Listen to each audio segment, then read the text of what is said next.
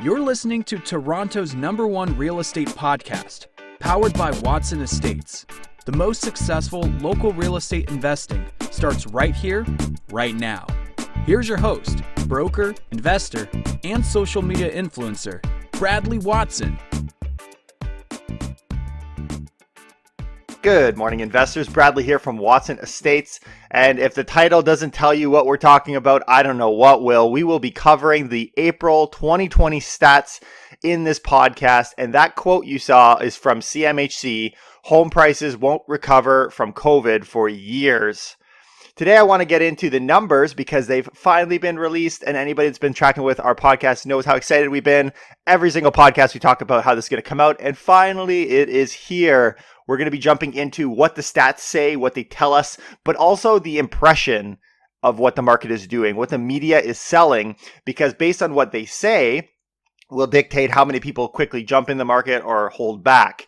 And so I want to cover kind of what I'm seeing, what the overall feel is. I've got these stats from Treb, but I'm equally interested in the stats published by media outlets. And I want to share with you kind of what that sounds like. And then we're going to get into how long does CMHC think it will take to recover. When it says they won't recover for years, what exactly are they saying and maybe why are they saying it? And then I want to wrap things up by talking about rental prices. You'll see in the stats, rental prices seem to have been going down in the short term. Is it because of the pandemic, or is it something that was maybe here before? And is this a long-term play? We've got a lot of investors that listen to our podcast, so I am equally interested in finding out and getting to the bottom of whether we can expect rental prices to bounce back on the other side of COVID-19. And I'm just so excited. Today's going to be an action-packed day for us.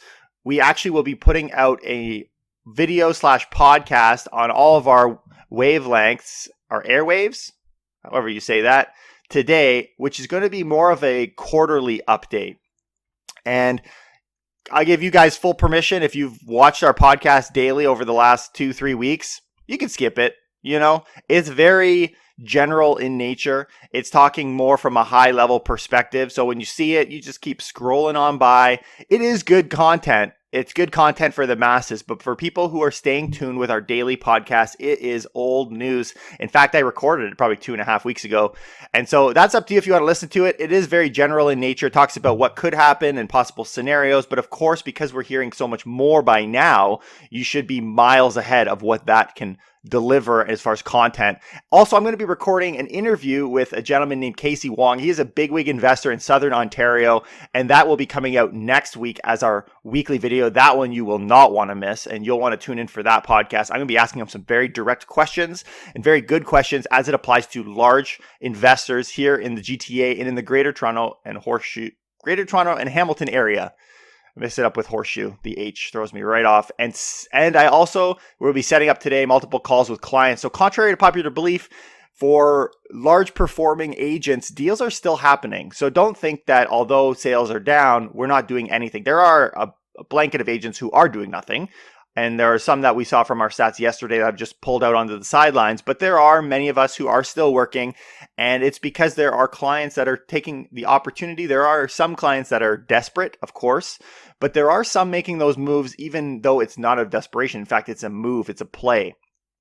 And so today I'm so excited to get into some of the stats and what some of the media outlets are saying. And I'm so glad you guys could join us. Make sure you hit that subscribe button, stick close to us because we're going to keep putting out awesome content. Let's jump into the CP24 article entitled GTA Home Sales Plunge 67% in April as COVID-19 Pandemic Freezes Real Estate Market. Okay, this article is short, but it is packed with info, okay? I actually really like this. I think this is how news media outlets should be publishing this content. Very to the point. Maybe it's because I'm a business kid. I grew up, university. I took finance in university. I love like executive summaries. You keep this very simple. If I want more info, which in our case we do, we go a little bit deeper. But for the masses, this is good insight and in a way non-biased, which is why I really like it. Unfortunately, it doesn't cover everything, but it covers a good chunk on what you would want to know coming out. So here we go, guys. I'm not going to hold you on the cliff any longer. The Toronto Real Estate Board reports home sales in the GTA plunged 67% in April as the economic effects of the COVID-19 pandemic put a chill On the housing market, they give you the stats. They say 2,975 residential transactions in April compared to 9,005 last year in April.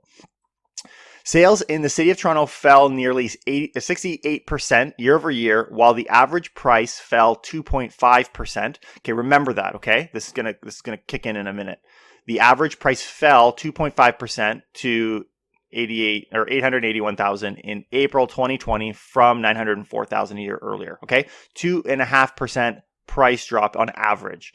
On a seasonally adjusted basis, Treb said April home prices in the GTA fell 11.8% from March. Seasonally adjusted home prices falling in the GTA. Condo rentals were down on so not good news, right? So condo rentals were down on a year over year basis in April, falling 57.9% for 1 bedrooms, okay, so rentals, and 2 bedrooms is 54.4%. Is this not what we've been talking about? I love that now we're getting numbers on rentals and the changes in the price of rentals, and we'll get into whether that's long-term as we kind of go through this podcast. But what was my numbers? Go back, guys. I said I didn't have stats. I was just going based on the markets that I was investigating. I have clients that are looking on the east end of downtown. I've got clients looking in near Square One. I've got clients looking in North York in the condo space. And I've been looking for them. And they've been kind of a mix of 2 bedrooms and 1 bedrooms. And what did I say? 50%. Right? I noticed about a 50%, and it'd be a little bit more because what I was doing was I was taking 14-day moving average to 30-day moving average and comparing it to 120 days. And so when you include the 90 and the 120, of course, it goes a little bit more. So it's a little bit higher than 50%, but it's floating around 50%. We said that. You guys should know that. And now the numbers are telling us the same story. Prices for renters were also down for the month, with the average 1-bedroom rent falling 2.7% to $2,107, and the average 2-bedroom falling 4.1% to $2,705. So here's the thing. Rents have gone down. We've seen rents decreasing by 2.7% for the month. Renters were also down for the month. That's a pretty substantial drop, right? And that sounds to me like they're talking month over month. And for 2 bedrooms, it's down 4%. Again, we're going to get into whether this is long-term or whether this is just an immediate shock to the prices of rentals. We'll talk about that in a little bit.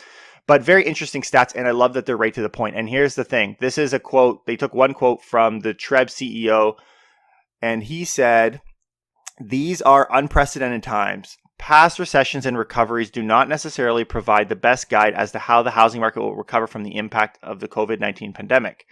I agree, right? We can't necessarily look at what's happened in the past. I've been saying this from the very beginning because this is not a common market drop, right? Like the 2008 was directed because of a housing collapse in the States, and it was an economic meltdown that was kind of from outside of our control. In this case, it is man-made in that it's controlled by us. We put it in place, and as much as many of you guys don't think it's possible, we can stop it from being in place. This is the funny thing, right? We're doing this in the name of health and protecting of people's lives. We're doing this on purpose. We're keeping it closed.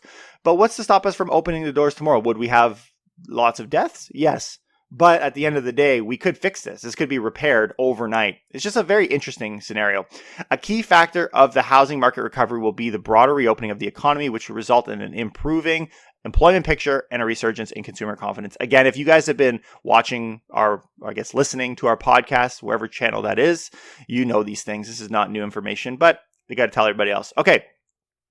So here's one thing I want to jump into. Toronto housing market remains in deep freeze during coronavirus lockdown. So I remember I talked about how I want to kind of talk about how people are delivering this message. And this was kind of additional information. And just try, you'll understand what I'm saying in a second. So here, this is the article. Still, when compared to the year before, the market held up.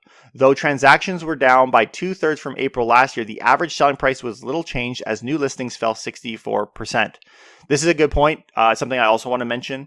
Months of inventory, guys. We talked about this in our podcast yesterday, and we've been tracking this actually. I'd be very interested to see in the coming weeks if this number closes all the way down to 0, maybe even flips on us, and new listings we actually have more sales than new listings. That'd be interesting. Once we see that happen, oh man, that'll be the day that I start yelling off my rooftops. Yesterday we had a top number of podcast downloads. We've reached an all-time high for us, and I'll tell you, I'll be yelling so loud they can hear me before they even subscribe. because that would be a very interesting time where it's going to be like, guys, open your eyes, right? On a year-over-year basis, the benchmark price rose 10%. This is what I want to talk about, though, okay? On a year-over-year basis, the benchmark price rose 10%. Well, wait a minute. Bradley, are you losing your mind? Did we not just talk about how prices dropped? This is how I talk, right? When I'm in the shower, this is how I talk in the third person. Mind you, when you have a 2-year-old, you talk in the third person a lot. Anyways, that's my embarrassing life. Okay. Now, on a year-over-year basis, they're saying that the benchmark price rose 10%. Well, then here's the thing. Well, how can you have both those things be true? Because both of those things are true. That's not a mistake. And I can get to explaining what the benchmark price means in a second. When thinking about home prices, it's important to remember that the pace of the price growth is dictated by a relationship between sales and listings. So that's your months of inventory again. Okay. So while the onset of COVID-19 has understandably shifted market conditions, this is a quote, by the way, by the chief market analyst from Treb, and resulted in average selling prices coming off their March peak, there has continued to be enough active buyers related to available listings to keep price in line with last year's levels. Very true, right? That's actually true. And they seem to be kind of at a bottom. Like we did a podcast. Actually, you did a lot better than I expected, where we were talking about rock bottom prices. And this is kind of what the details of that were. Is now we're seeing months of inventory is almost zero, meaning sales are down at the same number of new listings. And so things aren't really coming in droves, because if you get a flood of new listings, that's what affects price, because people are in urgent. But if you can keep that months of inventory below 4%, which seems like we have, you still maintain that seller's market zone. And so the price drops we've seen have only really been due to people dumping properties because of the lack of multiple offers, right? Like their multiple offers pretty much dried up. Anyways, I'm not going to get into that. You guys know that because we talk about it all the time. Okay. But here's what I want to dive into here. This idea of how do we have a 10% increase in the benchmark price? Well, here's the funny thing that I love watching the real estate boards do. And if you don't know this, that's fine. It's not, I don't know if it's commonplace, common knowledge, but this is often what makes, when media is not so good, when the market seems to be turning down, that confuses people, because you'll have one person come up to them and say, well, prices are up 10%, right? Year over year. Okay. And then you'll turn around and say, oh, no, prices are down 2.5% year over year. And so you've heard it from two reliable sources and two true pieces of information, but yet you're confused because that doesn't make any sense. And you just kind of write off and say, well, generally our market's pretty good. So you walk away. So let me explain to you why those numbers are different. So that last number, the benchmark price, that is not average selling price. That goes based on something called the MLS Home Price Index. So I actually went on the Canadian Real Estate Association website just to kind of give how they explain it. And they say the HPI is the most advanced and accurate tool to gauge a neighborhood's home price levels and trends. And then average or median prices can change a lot from one month to the next and paint an inaccurate or even unhelpful picture of price values and trends. The MLS HPI is based on the value home buyers assign to various housing attributes, which tend to evolve gradually over time. It therefore provides an apples to apples comparison of home price across the entire country. Each month, HPI uses more than a decade of MLS system data and sophisticated statistical models to define a, quote, typical home based on features of homes, blah, blah, blah, blah, blah, blah. Okay, let me explain to you what this is actually going on, okay? The HPI, what they do is they take homes by segment. So you can, where it gets good is you can actually compare, like, you got this condo versus these condos, and they line up more closely versus right now when we see overall average selling price, what is missed in all of that calculation is what exactly is going up and what exactly is going down. Because if you're not, in this case, what they actually mentioned it in this market watch that they did. They said here, the MLS HPI indices represent prices for typical homes. And the fact that the MLS HPI was up year over year by a greater rate than the average selling price suggests the share of higher end deals completed in April 2020 versus 2019 was down. So what that really tells you is that the luxury segment, the homes that are more expensive, are not selling, because now we are seeing price increasing for what is still on the market. But for overall, it's down. So I don't completely buy that as the only reason. That's an easy thing to say. It's such a realtor-esque thing to say, right? Like the market's still amazing. Your housing, but like, let's be honest. Like we've seen, at least I've seen significant price declines even in your run-of-the-mill home. So what's ironic about this whole thing is the HPI. You never hear that number in a good booming real estate market. You only hear the HPI come out when the market numbers are not good. And so I get that they say it's more advanced and accurate, but if it was more advanced and accurate, we'd be publishing that number instead of the median and average prices, which is not the case. So anyways, don't get confused by the numbers, guys. If you were to go house by segment, the type of home that you're selling, yes, okay, fine, we got a 10% increase, but let's not quickly run to those numbers. That's not the numbers being published in the media. That's the numbers being published by the Canadian Real Estate Association to keep numbers looking good when the numbers don't look so hot. They did the same thing in 2017, and they'll keep doing the same thing every time there's up downs. That's fine, but at least now you guys understand that difference, so you won't get tripped up. So I actually I didn't want to leave it at the articles. I wanted to get a little bit more insight on what the TREB stats were suggesting. So here's what they're saying. The average selling price for April 2020 was up by 0.1% compared to the average price. Okay, so that looks like it's dealing with all of the local GTA. Semi-detached and housing market, the townhome market segments experienced annual overall average price growth and above the rate of inflation, and condominium apartments detached segments experience year-over-year price declines. Okay, so let me give you the numbers. That's kind of the wording, but breakdown is this, and this is in Toronto, by the way. There's numbers different for the GTA, but gives you an idea of Toronto. Detached are down in price 7.8%. Okay, semi is up 4%. Townhome is up 3.5%, and condos is down 4%. Now, you'll remember condos were on a boom, so the fact that they're down 4%, I mean, all these things kind of net into not a bad position for us. Like, we've pretty much come back to even. They've all kind of balanced out.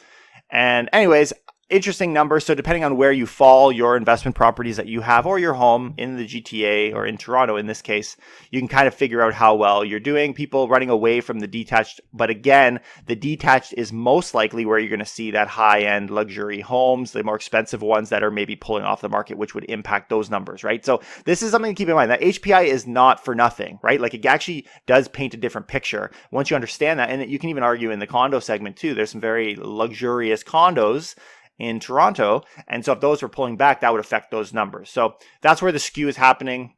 Anyways, you guys hopefully have learned something. If you didn't know that, now you do. And so let's move right along. Those are the stats. Okay. That's what the media is saying. You'll notice there was no reference in there at all about the first half of April, second half of April, and what's changed. Maybe the reason for that is because it came out okay. Like we actually ended up coming where that months of inventory, you can hear it in Treb's voice a little bit, where the months of inventory seem to be just kind of flat now. They're getting closer. And so maybe they didn't think it was a big deal to mention, but I think that transition, it's not just about the fact that things are better now. The transition from not so good to better is what I'm interested in, because you see a trend. There was a trend that happened that was kind of missed in these articles that we've been tracking because we're doing these every day, but in the media, you don't see it. So I'm going to continue to track these things weekly. So if you're not following us, please do, because you don't want to miss this stuff, because in between these, last month, we had a mid-month market update. So they're starting to give out more, and the more outlets we can get information from on a weekly basis, the faster we can paint this picture and jump on these opportunities if they do change before they're gone. Okay, so let's talk about CMHC. This is a very, very interesting article in my mind, because we've seen the stats and the figures that have come out from publications like TD, RBC, we did CIBC just yesterday. So we know what the banks are saying. We know what TREB is saying, and they all are kind of in partnership, I guess. Like they all have an interest in things doing well, but they also have clients they need to, in TREB's case, they have a membership, right? So it's a little bit more of a biased approach, but in the banking segment, they want to advise their clients, and these are all based on economists. The problem is we've seen it ranging in as almost 20% range, from over 8.7% down to like 20%, even from the major banks. So, sorry, down 10%. Sorry, I want to make sure that's not messed up. We're not expecting 20% drops. Okay. So, but here's the thing. Now CMHC they've had their economists speaking, and it doesn't seem, actually, it's not as good as I would have thought. And it's actually interesting how they approach it. So I'm going to read this article from CP24.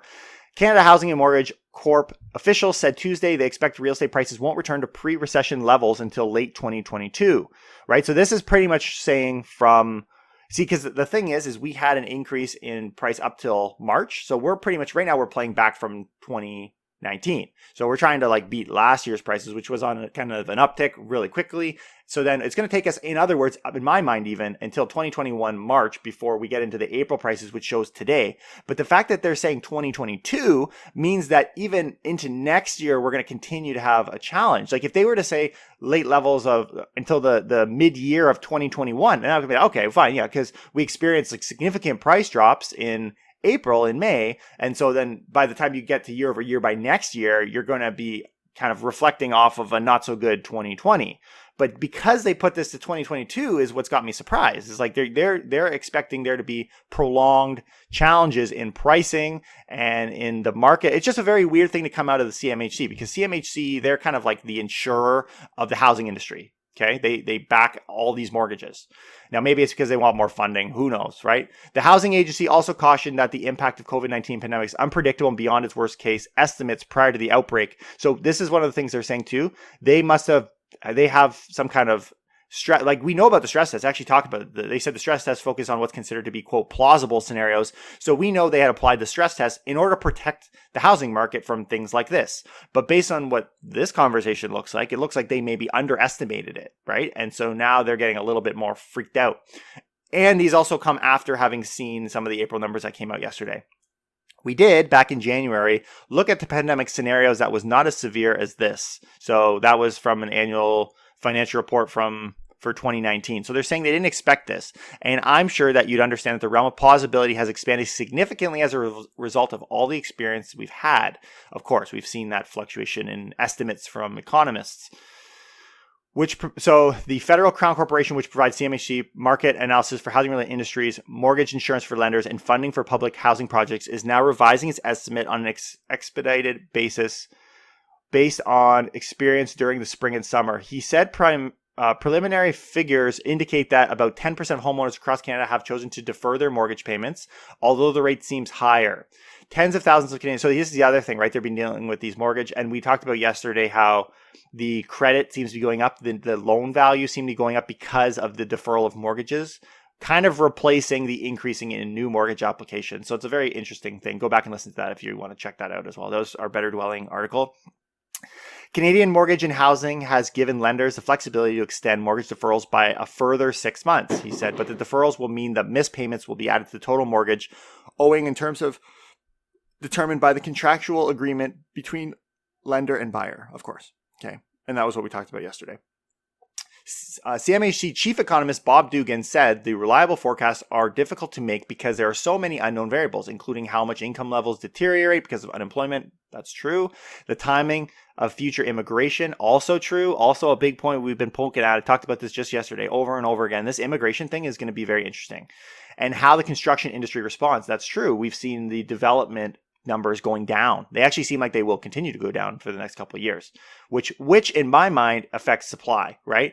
Now, if demand is also impacted, fine, but in the long term, that would naturally mean we've had less come on the housing. You guys know how tight the market has been. So, but for Canada and for Ontario, I think the best case, we're looking at house prices getting back to their pre-recession levels at the earliest by the end of 2022. Again, that's so far out, man. I don't know. I guess that's it. So I can't argue with what they're saying. That's what their economists are saying. And it's very interesting. Now, the thing is we have already seen a 10 to 15% price drops, right? Actually, maybe 15 is a little aggressive, but we've seen 8 to 10% price drops here in the GTA in the short term, month over month. And so I could argue, well, maybe that's the 10% taking that long for it to get back to those numbers. Some other people would argue, well, that means we're going to keep going down and then we'll come back. So it depends on your perspective. But at the end of the day, if you think the latter, then put in a low ball offer. That's what some of my clients are doing. All right. On Monday, they talk about, actually, I'm going to skip that because they're talking about the HPI. They're saying that according to Vancouver, it's up 0.2% in the HPI. So I'll just kind of reinforce that point. Very interesting stuff. And however, CMHC has ended 2019 with a strong financial position, said it continues towards a 2030 goal of ensuring all Canadians can get housing they need at affordable prices. In the meantime, he said it's unlikely that both incomes and house prices will, quote, sag. That's interesting. I love how they add that in. There's literally like the last little paragraph. In the meantime, he said, it's likely that both incomes and home prices will, quote, sag. And it's how these moves relative to each other that will define the gap between where we are post-crisis and where we will be. So there you go. Incomes versus home prices, a little bit of a sag. Sag doesn't sound so bad, right? Like needing to wait until 2022 before things, that sounds bad. Anyways. Okay, so I want to talk about rentals. And you know what got me so excited about this? There was a Narcity article, narcity.com, that says rent in Toronto has gotten cheaper since the pandemic, but don't expect it to last. And I was like, that's a good article. All right, let's do it. So I put it at the tail end of this podcast because I want to go through it, and I'm like, and I want to know, right? Like I'm learning too, guys. I'm trying to read these articles to get my head around this whole thing. I know my position is on it, but I want to know what I'm hearing in the news. So here's the article because it's just so funny. With Toronto being one of the most expensive places, it's hard to find an apartment both affordable and livable. Okay, so they go on and they say the showcase of average rental prices is not all bad. Toronto rental prices have actually dropped in April, yet residents are still looking at a hefty price tag. So just saying Toronto is still expensive. Okay. Then they go on and talk about how the TREP rates went down, which we've already kind of covered. There was a drop, and just to reiterate, a 2.7% drop on 1 bedrooms, a 4.1% drop in rent rates for 2 bedrooms. And they said, this is what they said, these drops in rental prices is a direct impact of the pandemic and the city has currently been dealing with. So they're saying it is directly as a result of the pandemic. See, as soon as I read that, I'm like, okay. I don't know if I agree with that. Like, we have seen the pandemic had a serious impact. People aren't moving, and there's an increase in Airbnbs. Yes. Okay. So, let's say in my mind, it's kind of like, let's say 60 to 70% of it has gone up through the roof. But my next thought was, well, but wait a minute. We've been dealing with rent potential declines even before this, right? Like, this is not a new thing. We've got, because of the restrictions and regulations, and there's already been a kind of a beating down on landlords and a dropping in price, right? The average selling price across the GTA dropped by, and the other thing too that I definitely want to mention is there has been a big push for rental designated apartments. I'm saying that wrong. What do they call that? It's on the tip of my tongue. Anyways, the units that are being built specifically for rental apartments. Oh man, it's killing me here, guys. Okay, you guys know what I'm talking about. And so because of that, because of this influx of new inventory designated for rental, not condos, but for rentals, that has led to weakening on the rent rates, right? Which is a good thing, right? In my mind, it's a good thing. And I get a lot of flack from landlords saying, well, you say you want rent rates to go down. Why do you want to price everybody out of the market? Like what are you trying to do here? If you're dying for that extra $50 or $100 a month, then get out of the game, man. You're not doing it right. Yet Treb warns that once the lockdown starts to end across the province, it's likely that prices will start to return to normal. So if you're looking to find yourself a new place to live, now may be the time to do so. Oh my gosh, I was so annoyed by this article. Like, I hope you guys are annoyed too. Like, you got some out of this because I've been kind of explaining more, but based on this article, it's so flat. It's just like, okay, everything is as a result of the pandemic. And so when the pandemic is done, things will go back to normal. Come on. There needs to be more explained here. You guys got a little bit out of hopefully our conversation here. I really purpose-built rentals. Damn it. That's what it's called. Because of these influxes in rental units we've seen come on the market, there has already been downward pressure on rental rates. There was even a talk of it going negative even before this pandemic, even though prices are going up. So, oh my gosh. Anyways, very interesting stuff. And now, unfortunately, this article didn't do justice, but I am going to continue to watch and be very intrigued by what rent rates do. Will they go up? Will they go down? Will they go sideways? Will they go backwards? Whatever. Anyways, very fun stuff. Hopefully you guys learned some stuff today coming out of the Treb stats. I've been so excited. You guys know I've been waiting for this forever. If you do want to check out our podcast / video later today, go for it. Be my guest. Enjoy it. Always leave us a comment. Leave us a like. Let your friends know this podcast exists. We've been putting out daily content since COVID decided to rear its ugly face. And we are so excited to continue to do this. We are seeing record numbers in our podcast downloads, and it's been a wonderful journey. I've been getting up early for you guys, and hopefully you guys have been learning some stuff faster than the media can teach you. I'll see you tomorrow bright and early with more. Take care and keep it real.